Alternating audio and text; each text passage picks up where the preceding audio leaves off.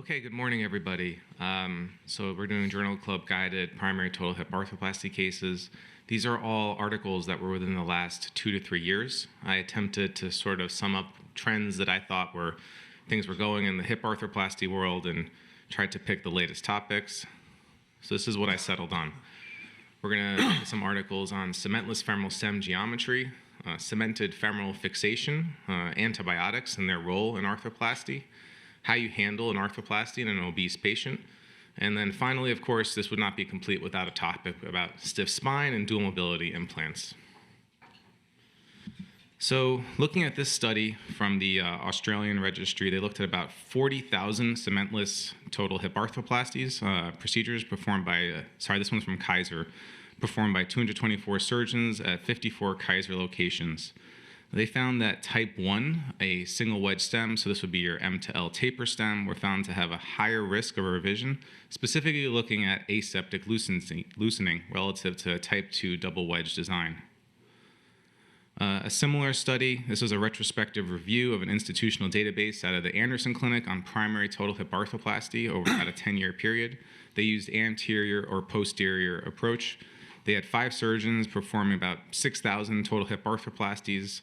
Majority of them were anterior approach using a single wedge taper or a fit and fill type stem. That was about closer to 4,000. They looked at the periprosthetic fracture risk within 90 days, and they found that the risk was significant for female patients older than the age of 65, which I think is a trend that we've already seen coming through.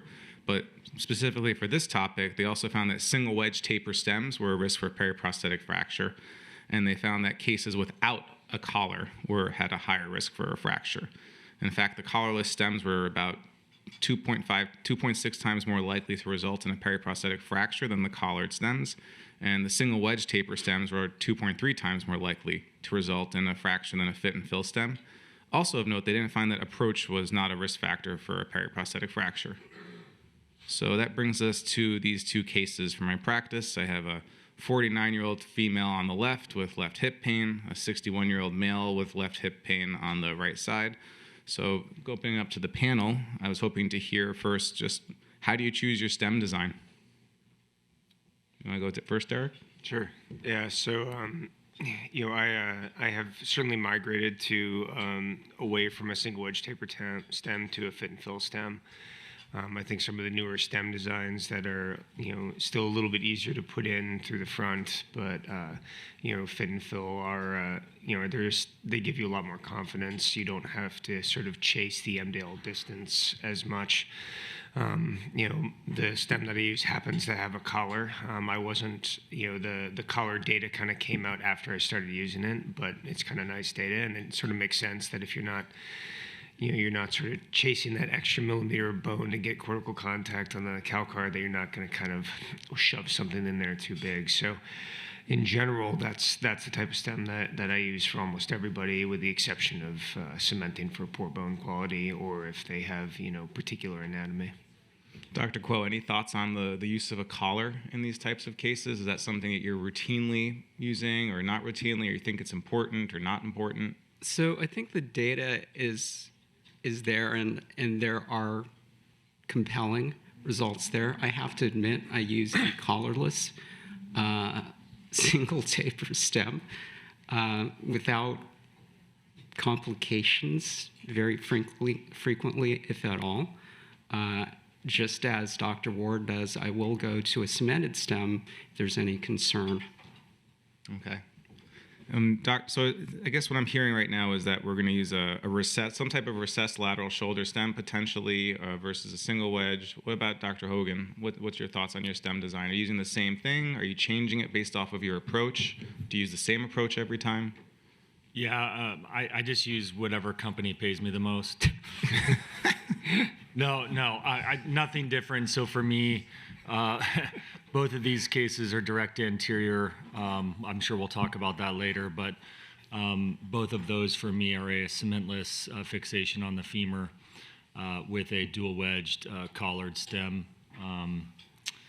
But I'm not afraid to cement for bone quality either, if the ages were different or if the x-rays look different.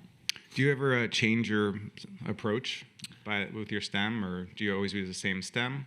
I pretty much, for primary hips, it's either cementless or cemented.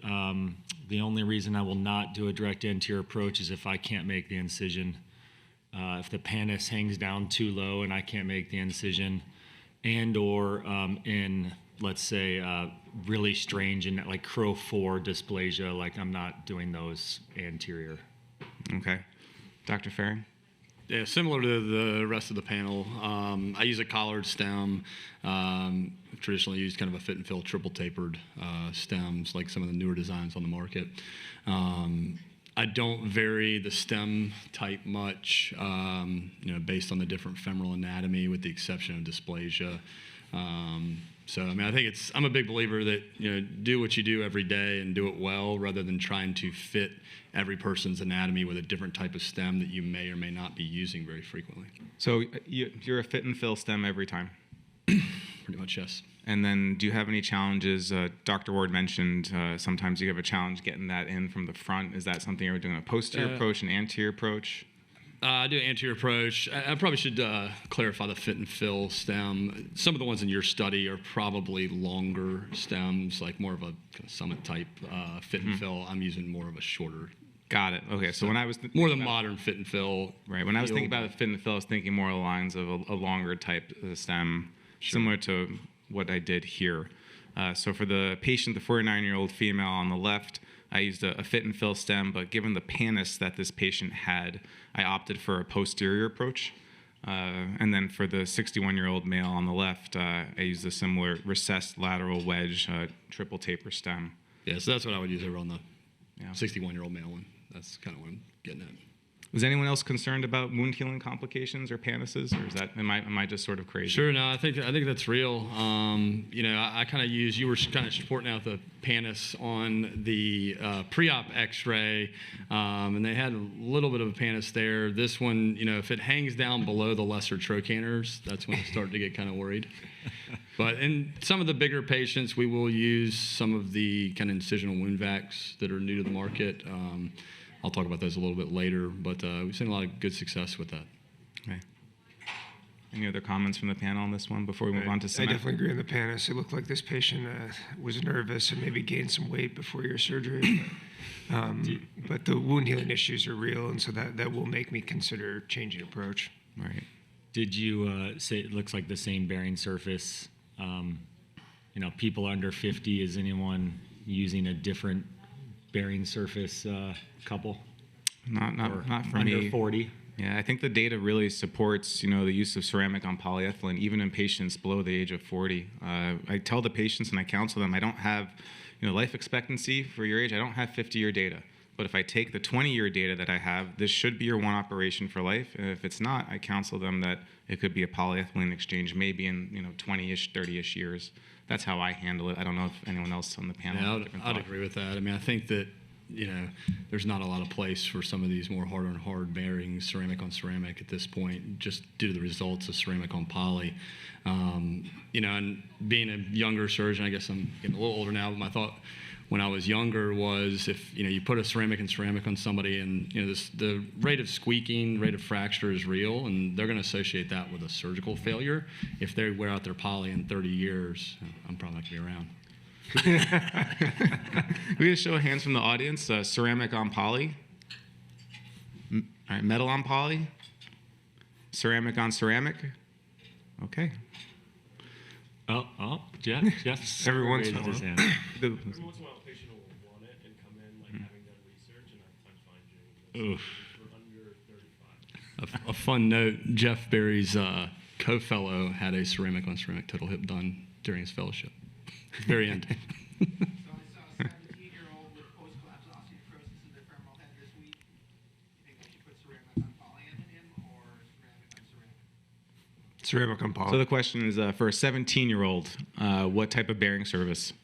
Ceramic on poly, still. Same. Yeah, same thing. I might be a little bit less eager to maximize the head size in that patient. If I'm looking at 3.9 millimeters of poly for a 36 ball versus 6 for a 32, I would probably go with the 32 ball in the younger patient. just to give them more plastic, but wear rates would suggest that even that 17-year-old should, maybe, it would last forever. I don't know. Dr. Yeah, Fehring? same ceramic on plastic. So I guess we're all sort of afraid of the dreaded, ceramic catastrophic failure. Certainly, I think the wear rates are better with the ceramic on ceramic, but that risk of the catastrophic failure is what everyone's afraid of.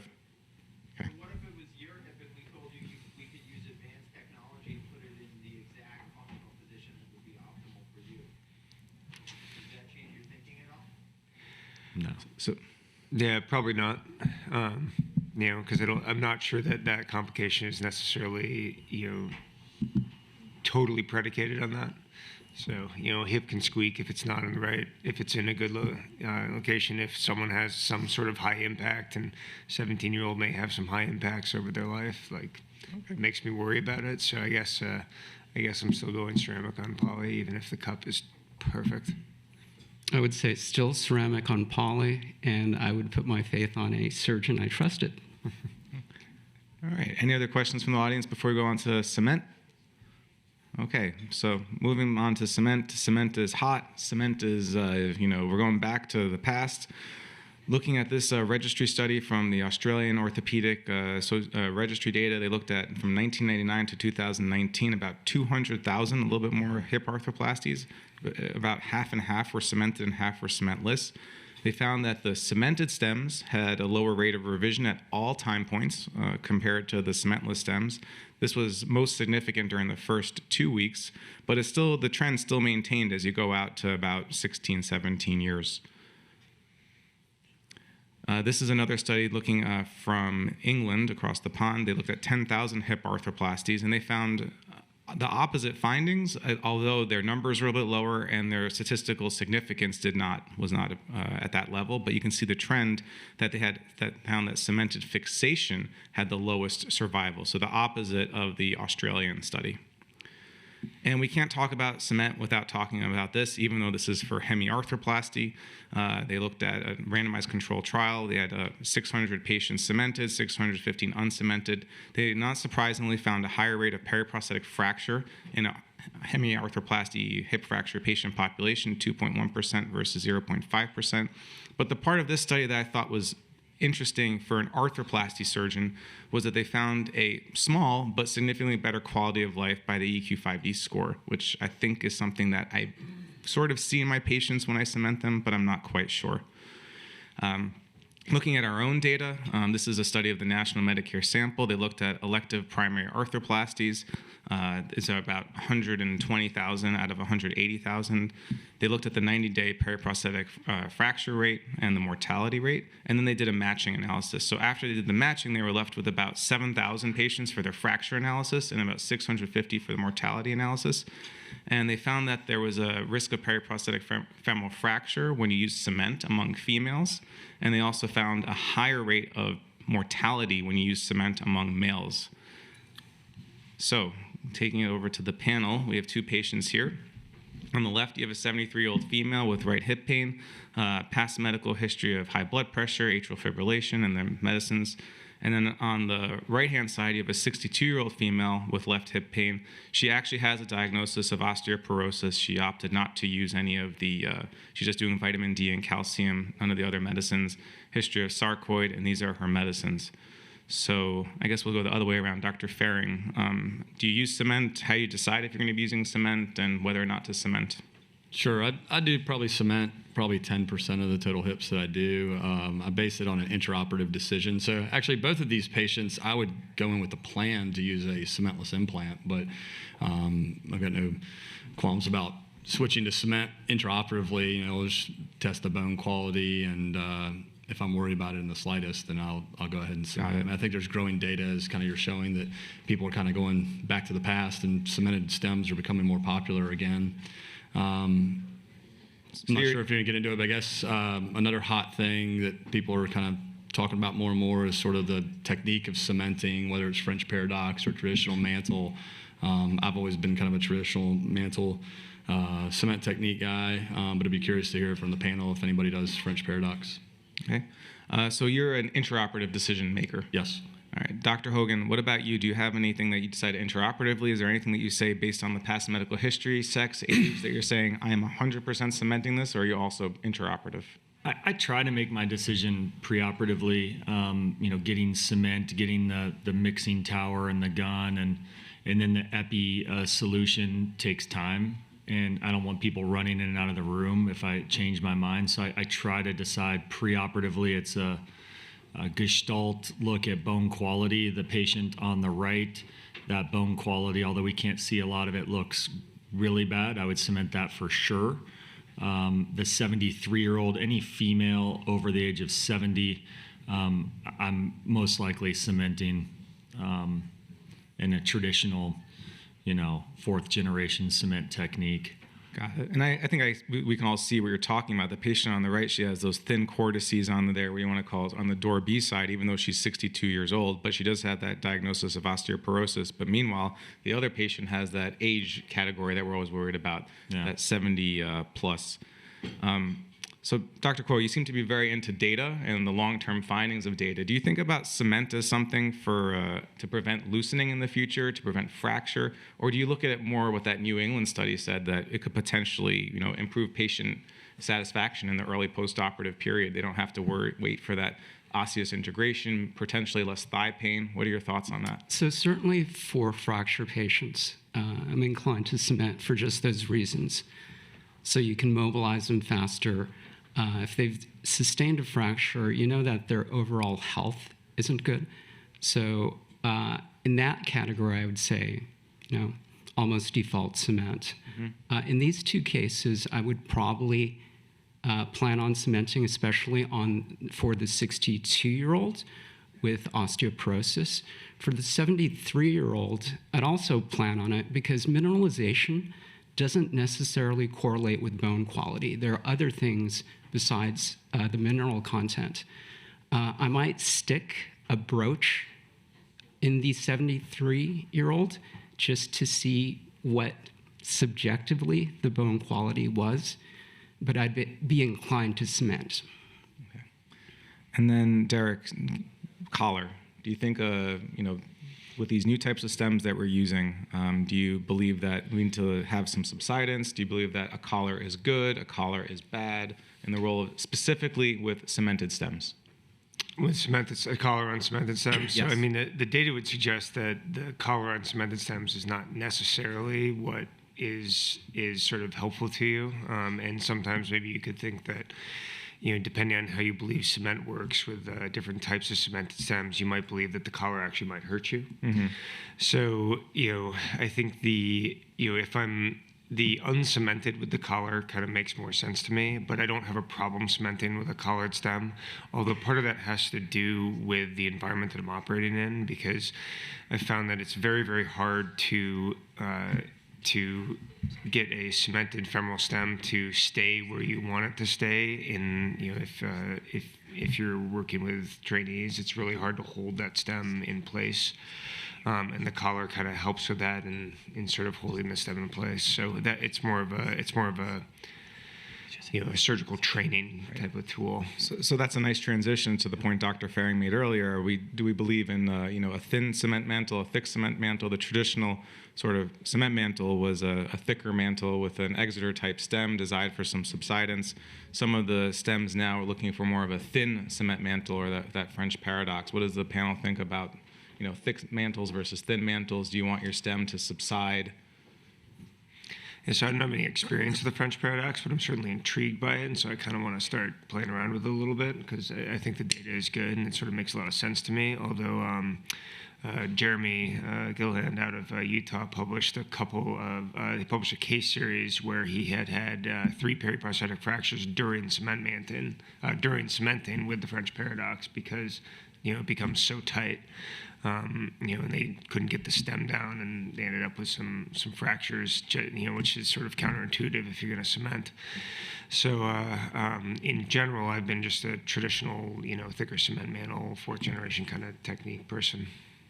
So just to comment on that earlier thought, as well as Dr. Hansen's talk this afternoon, we don't cement much, and I don't think the residents get much experience with that. given that I tend to go with the collar just because technically it's more difficult with these collarless, highly polished stems to teach. So because we aren't doing that many of them. But that could also be solved potentially by the thin mantle technique. Yeah, I mean, nothing different. One of my mentors in residency cemented Exeter's in everybody, and I get to see him back 30, 40 years later, and the stem's still there. But the technique of that stem is difficult and does take some time, especially for me from an anterior approach. So I probably am doing the wrong thing based on literature, but I use a polished, collared, I-beam type construct cemented stem. But so far to date, it's working fine. But hopefully whoever follows me isn't cursing my name when they're all loose 25 years from now and they have to rip it all out. So. I'm just going to make a comment that if they're talking about kind of this French paradox and different stem designs, don't do that unless the stem is designed to do that. So there are certain stems that you can do a French paradox with.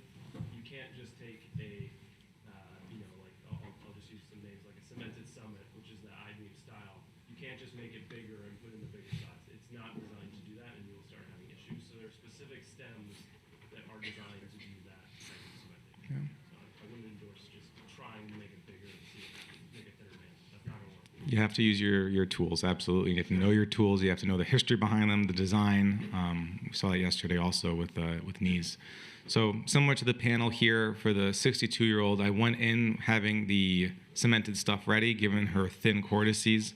That being said, and I did both of these from an anterior approach. I felt that it was an appropriate bite for a cementless stem, and given that she was 62 years old, I thought that was appropriate. For the 70-year-old, I've now moved more towards anyone that is above the age of 70, that I just go straight for a cemented stem. Any other comments from the audience before we talk about antibiotics? Okay. So, antibiotics. As they said yesterday in the panels, ANSEF, cefazolin, is probably the best tool that we have to do infection prevention in arthroplasty. And if any time you move away from cefazolin, you're going to potentially be exposing your patient to a higher risk of infection, whether it's with clindamycin or if you're going to move back to vancomycin, but then if you don't have the proper administration of the vanco, then you're going to expose that patient to a higher risk of infection. This is looking at just another recent study confirming that if you have incomplete administration of your vancomycin, that they had a higher rate of confirmed prosthetic joint infections. It was 2.2% versus 0.6%. And then that was also even while controlling for the patient's comorbidities. Now, there's been a lot of interest in potentially changing how we administer antibiotics. This is a recent Hip Society award. They looked at intraosseous infusion of vancomycin. This is specifically in hip arthroplasty patients. There was a similar paper that came out looking at knee arthroplasty patients. And in this scenario, what they did was they injected the greater trochanter during incision with vancomycin, and they just checked the vancomycin levels, and they found that all the local tissue samples had a higher concentration of vancomycin in the IO group. But we don't have any clinical data to follow this, but this was a nice basic science paper. And finally, looking at the role of oral antibiotics in arthroplasty, this seems to be getting a lot of buzz lately, where you're going to take a high risk, depending on what you call a high risk patient, say, okay, I'm going to put you on a short 7-day course of oral antibiotics with the idea of reducing infection. Of note, a lot of these studies tend to be retrospective, similar to the betadine studies. They're not prospective studies, but they are finding a lower PJI rate with extended antibiotic prophylaxis. This is the one from Mike Meneghini. So no cases specifically for this one, but I wanted to start off with, are you doing intraosseous vancomycin? Is that something that you're thinking about doing? Derek, you want to? I am not, although it certainly is intriguing. I think it's more of a, I think the barrier is more of a just like kind of getting going with surgery and wanting to do the, not sort of having it be part of what we've been doing. But we do have sort of a protocol for higher risk people where we have them get their vancomycin in the pre-op area, so they get it infused before they ever get into the OR. So hopefully that kind of helps mitigate that. But we're not generally using IO vanc. Okay. Dr. Kuo? Based on our local flora and in discussion with ID, we give double antibiotics for everyone, so cefazolin and vancomycin unless they're allergies. I think the data for intraosseous antibiotics for the knee is tremendously intriguing. Despite that, we haven't started it. We do use antibiotics in our bone cement. So to be determined. Again, intraosseous is very interesting. Dr. Fehring has some thoughts. We were discussing that, especially with vancomycin for hips. Sure, we can talk about that. But yeah, we do not use it in the hip, certainly not in primary arthroplasty. There's been some reports of side effects such as red man syndrome, more systemic absorption of the vancomycin when using it around the hip. We do use it for periprosthetic infections, mostly acute ones or some kind of unresectable hardware in chronic cases. We do use intraosseous antibiotics around the knee. So you are using this? We are using it and have seen pretty good results with less recurrence of infection. How do you technically do it? What's So there's prescribed, sort of what multiple you do? catheters on the market. The ones that you want are not one that just has one hole at the bottom of it. It has side holes that will elute antibiotics into the bone. I usually pre-drill these with a small drill bit and then hit them into place, usually on the medial and lateral femoral condyle and then on the medial tibia, and kind of divide up the amount of intraosseous antibiotics. I do want to get back to the point that Dr. Kuo made about cement also, antibiotic cement. Again, seem to be big on data.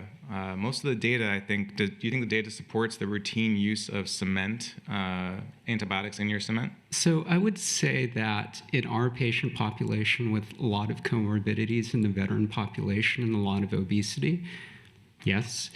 I would say in a more general population, I would say that it might be used selectively.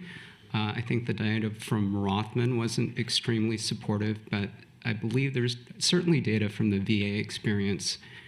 And I believe Kaiser's later data showed an advantage too. So I would say probably selective for most people. If you have an inner city underserved population with comorbidities, you'd consider using cement. The biggest issue I would think would be cost, and I've actually started just mixing myself. I don't know if that's a bad idea.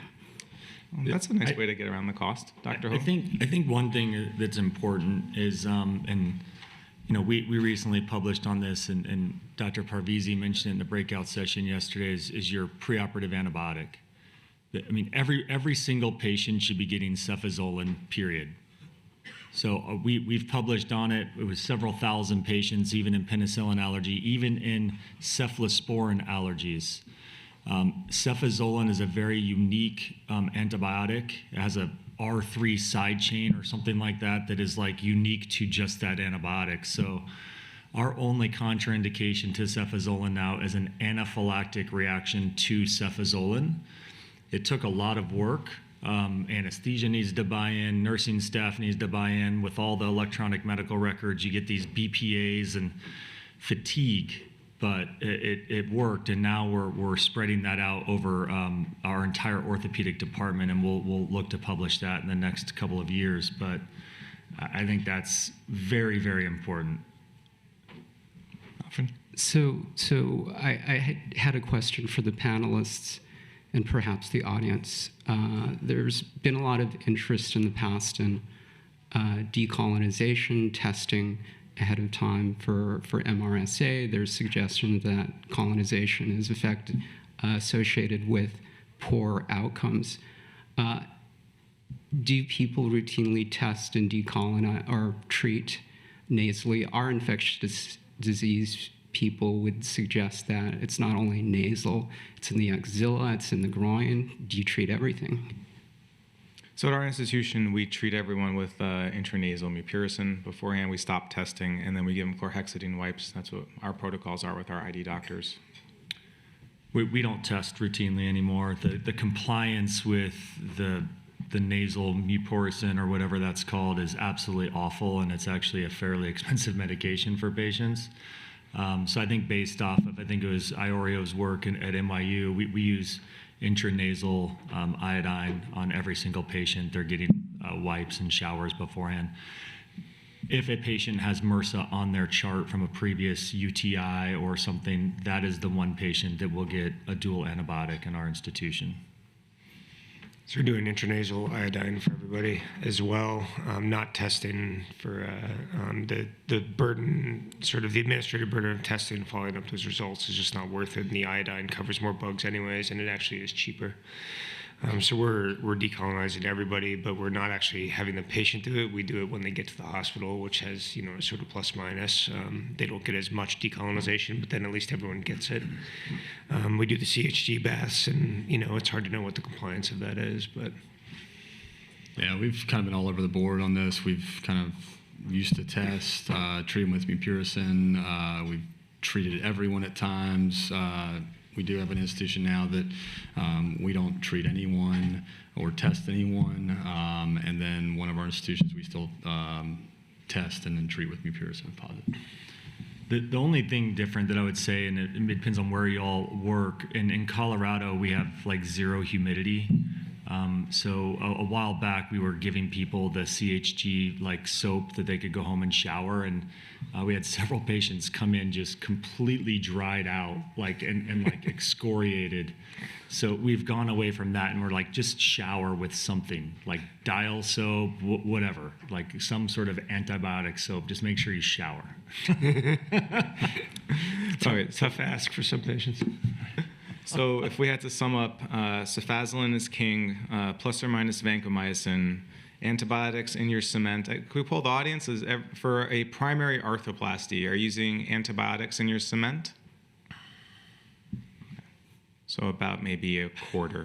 And then for revision arthroplasty, are you using antibiotics in your cement? A little bit higher, maybe about 50%. So shifting gears to make it even more confusing, what about the, let's go backwards.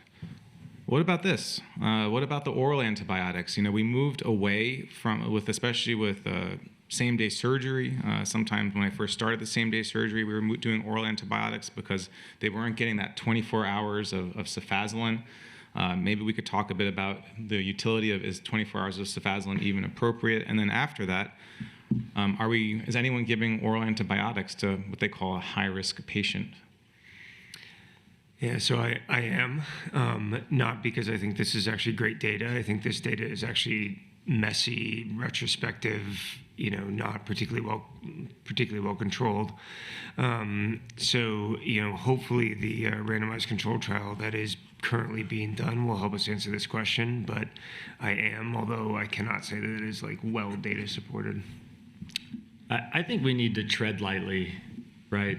We could be ruining our future generation surgeons' ability to treat infections. So I get it, and now there's more papers coming out. I agree with Derek that this paper did not change our practice, but I do not think routine use of extended oral antibiotics is a good idea when we're doing over 1 million of these surgeries in the United States a year. And for those of us that treat infections, we're seeing crazy bugs now, multi-resistant drugs, and it's very, very difficult. So I think we need to do better as a society as far as antibiotic stewardship. Yeah, similar. I mean, we actually are doing this in high-risk patients, but I do think we need to tread lightly based on antibiotic resistance. And as was already mentioned, this data is a little bit messy, but there are some other papers that also show some benefit. So Yeah. Go ahead. Yeah, so in our session, in the industry-sponsored talks, Dr. Parvizi commented, and I would say that I echo everything. The data is not particularly strong, and the randomized trials coming up should address that.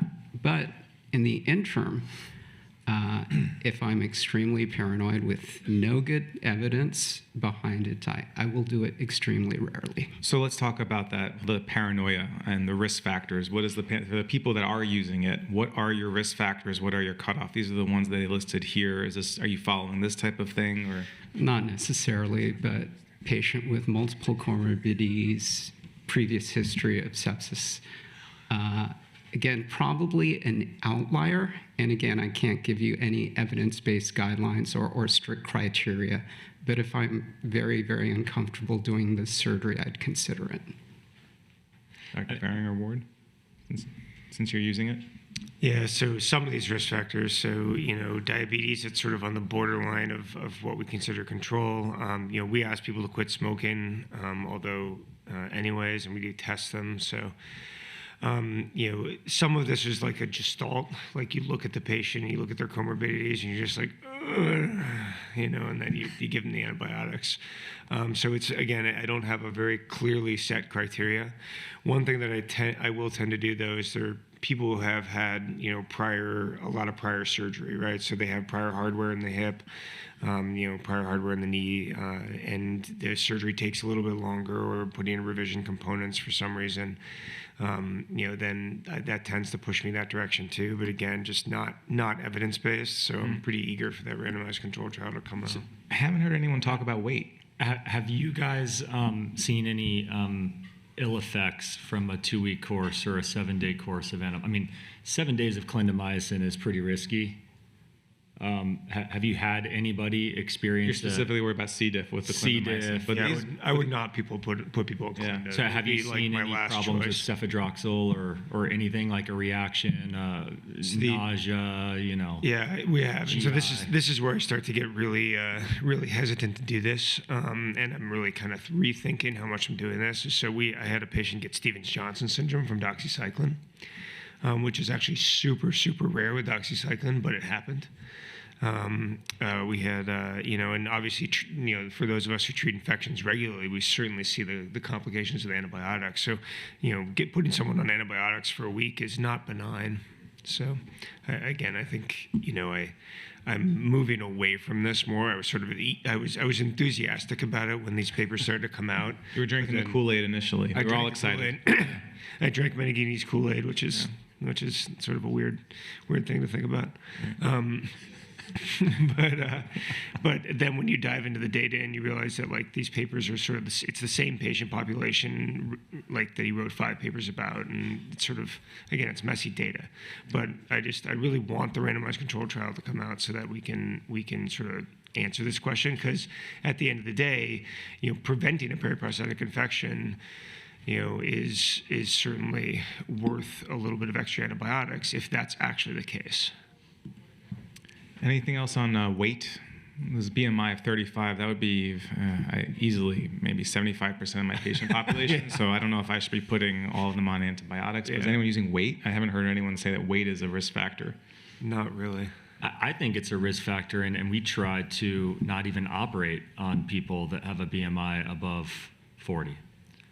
It's not a institutional policy, but I do have discussions with the patient, especially if they're above 45, closer to 50. I quote the 2 Mayo papers, 1 knee, 1 hip. It was like a 38% complication rate, both medical and surgical, in that patient population.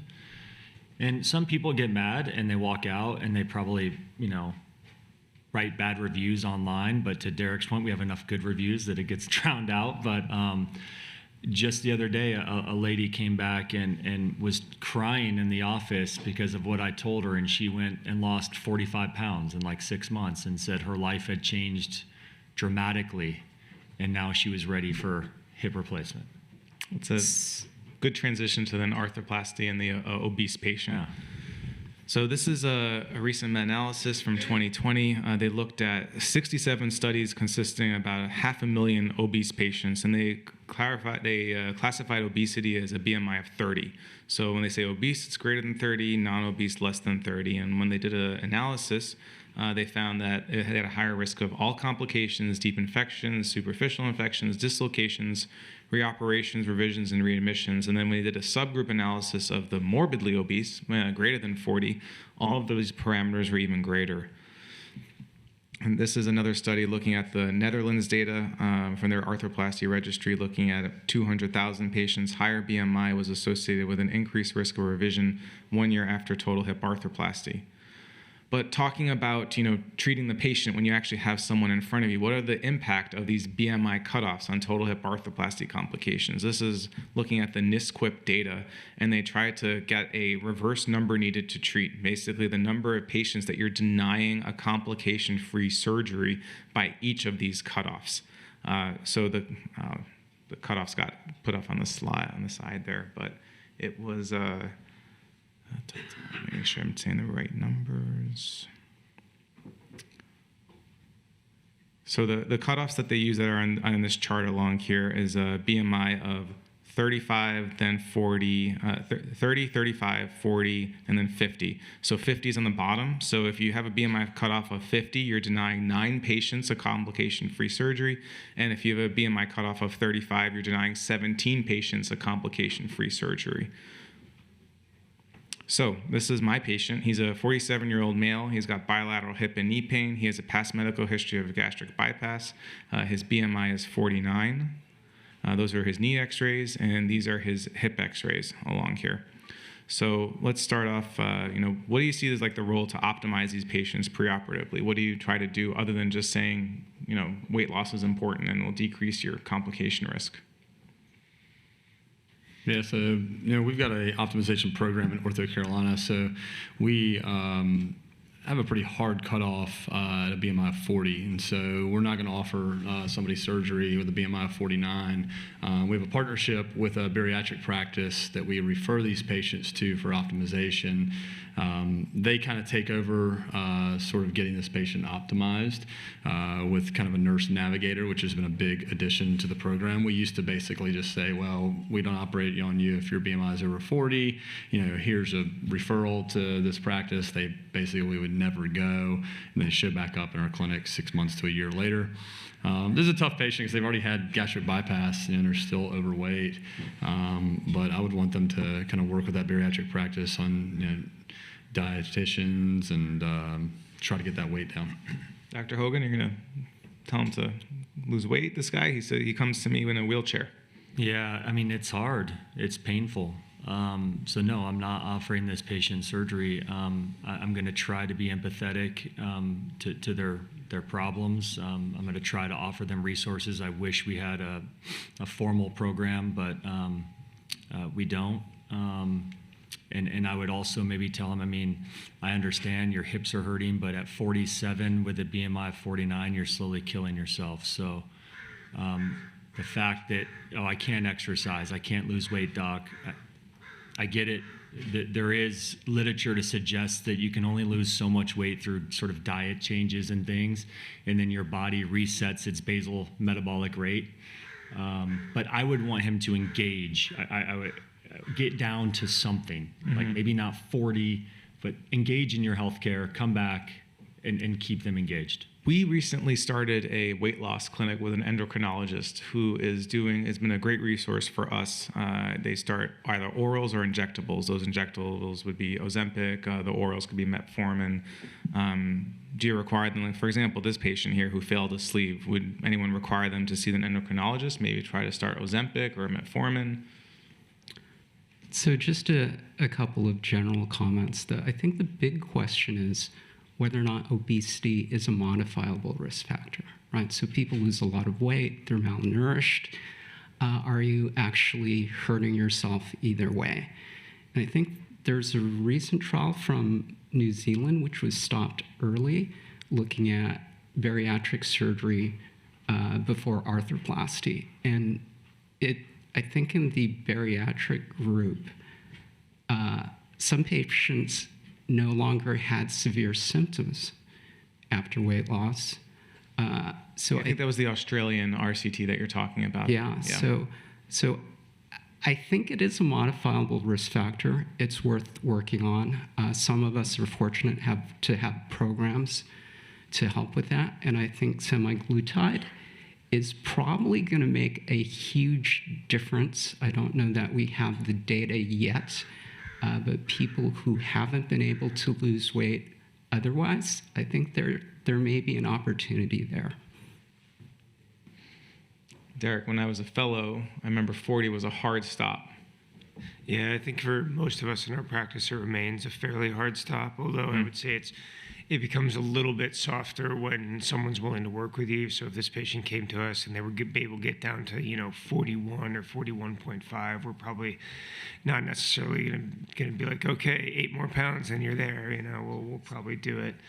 But I think, like the rest of the panel, I think that when this study came out, it was certainly compelling. And there's some other studies that show that the quality of life improvement that the obese patient experiences after arthroplasty is actually a bigger delta than the non-obese patient. So not only you're denying a certain number of patients complication-free surgery, you're also denying them a much bigger quality of life improvement. At the same time, all of us who have operated on obese patients with severe complications and realize how incredibly morbid that is for them. Because it's not just preventing the complication, right? It's that the complication in the obese patient is also so much worse, right? It's so much harder for them to clear their infection. It's so much harder for them to have surgery. It's a much bigger hit in their body. They almost always have more comorbidities. And so it's not just the specific complication you're preventing, it's the actual, the increased morbidity from that complication. So I agree with pretty much everyone else. I think that as much as you can try to modify it, I think you should.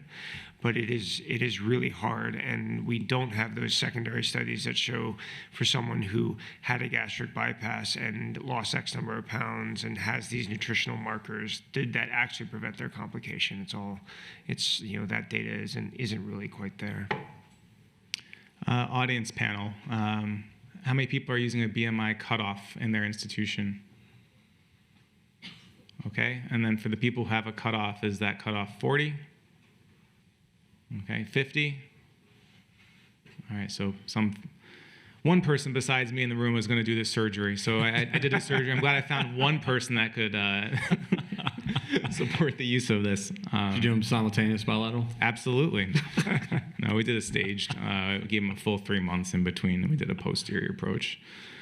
And then You have to give us an update next year to see if he went from 313 down to a real slim 220 after his new hips.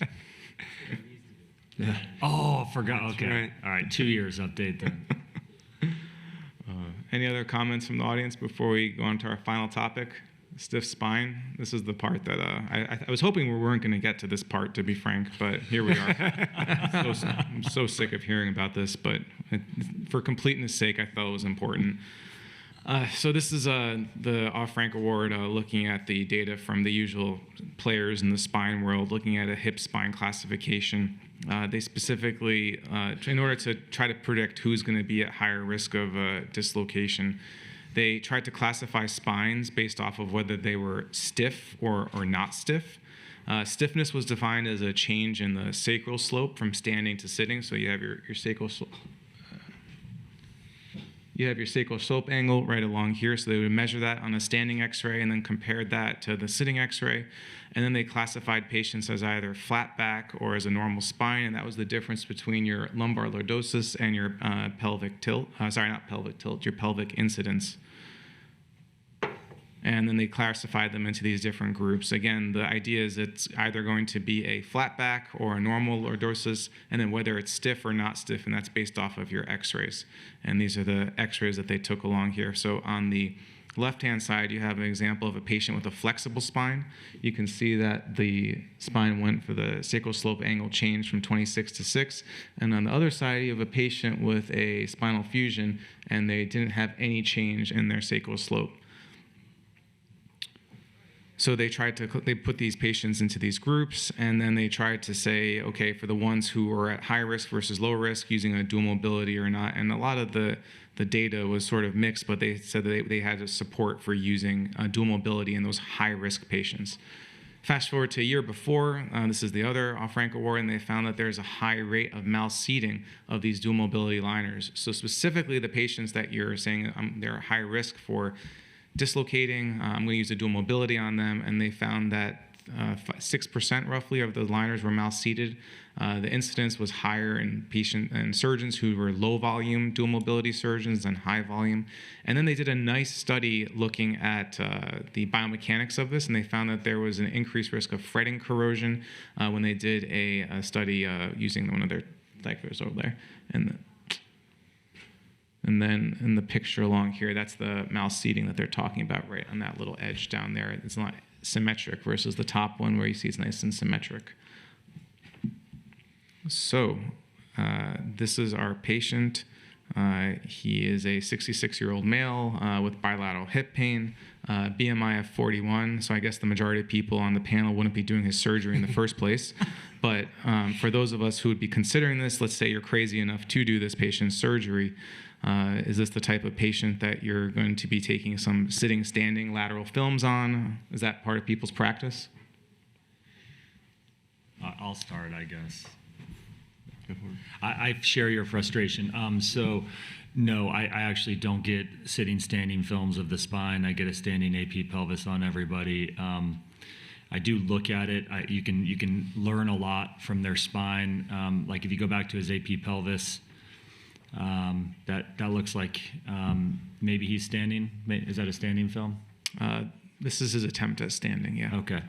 A lot of these people with stiff spines, that you look at their AP pelvis and it looks like an outlet, right? And so you know that they're stiff. I don't really change anything. I think approach matters. I know I shouldn't be saying that, but I really honestly do think approach matters. That was going to be my other question. So in this patient, it's normal approach from the front side of the hip and a normal articulation.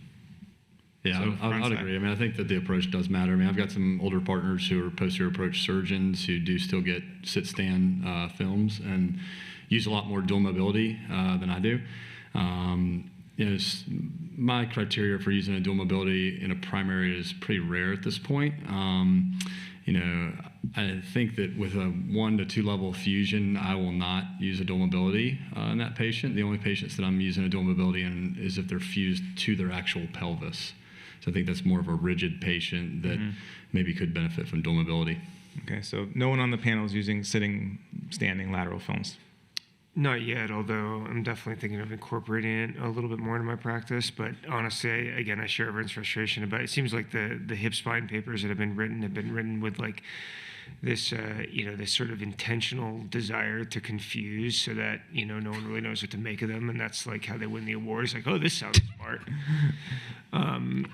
So it's, it's hard to know what to make of the data. It's like a calculus problem sometimes. Yeah, kind of, right. Like the equations. I think one of the things for me is that I think intraoperative stability testing still remains something that I am very happy to do, which is part of why I still do my anteriors off tables, because I can actually test intraoperative stability, and so I do put a lot of faith in my intraoperative stability testing. For patients who are at what I think is higher risk for dislocation, depending on their they're kind of like Craig does. Their sort of standing film is really outlet, or they have a stiff spine. They have a lot of instrumentation of the pelvis. Then I will have the dual mobility available, and I'll use it if I feel like it really I really need it, or they're really high risk. But I think to the point of the paper about the malseating of the dual mobility liner, I think that's something that we really do need to pay attention to. Because I don't, it's certainly possible that, sort of the dual mobilities that have a metal articulation are sort of the next metal bomb waiting to happen. So, I do use dual mobility. I use dual mobility a lot in revisions, but in primary settings, I use it fairly sparingly. So it sounds like the panel would be changing their surgical approach if they're worried about stiffness, and that would be either, moving away, I'm guessing, from a posterior approach to either some type of anterior approach or versus anterior lateral, or just pure anterior? Just a few general comments. I freely admit that I don't understand this at all, and I'm hoping that someone like Hutch will publish something that will simplify it and make sense and give a treatment algorithm. I'm an older surgeon who does the posterior approach. I do what Derek mentioned about intraoperative stability testing. I think people have suggested that offset is important. Dual mobility is an option if there's any concern about intraoperative stability. Okay. Yeah, I will say that, this is not something that's talked about a lot, but as you mentioned, like, I have no problem sort of abnormally jacking up someone's offset in order to, if I think they're at higher risk. Okay. I have a question for you, Eli. How many intraprosthetic dissociations have you treated, or I guess everybody? And I think Mayo just published their sort of algorithm now, where if those come in dislocated, the most junior resident should not be attempting reduction in the ER. They should go to the OR. You're talking about if there's not an intraprosthetic first, if they're dislocated and you still have a chance to get it back in? Any dual mobility. Any dual mobility is dislocated, right? So it's different things, right? We have malseating, we have some other things we're concerned about, but in this high risk, I mean, if they do dislocate, it's a disaster. Right, and I think your point was going to be my next question about the role of dual mobility. Do you want to risk taking someone like this, who's already high risk, back a second time? Yeah, I think that's always the tough part. But the other thing I've seen, not just we've treated the occasional intraprosthetic dislocation, but I think the other thing that we see with the dual mobility reductions is a couple times I've seen the outer part of the dual mobility head flips when they're trying to get the reduction, and it catches on the lip. And then I've treated a couple of periprosthetic fractures from attempted reductions with dual mobility because it sort of catches on the rim and you can't get it up and over. So I do think that it's sort of you're damned if you do, damned if you don't problem, where if you put in the dual mobility to lower the risk of dislocation, then they dislocate, your problem's tougher. And we're almost out of time, but I do want to get on this one point here, because me personally, I've moved away from dual mobility because of these complications that we're talking about, whether it's malseating or intraprosthetic. And in a patient like this, where I can get a 40 head in, because the panel talk about the utility of dual mobility, they see the role of that versus just an extra big head. Yeah, I have a low threshold to go to a 40 head in a big patient who's at risk. Just a comment at the end. So dual mobility decreases dislocation rate, but it doesn't necessarily, at least from the series I've seen, decrease the overall revision rate. So you may be fixing something at the expense of something else.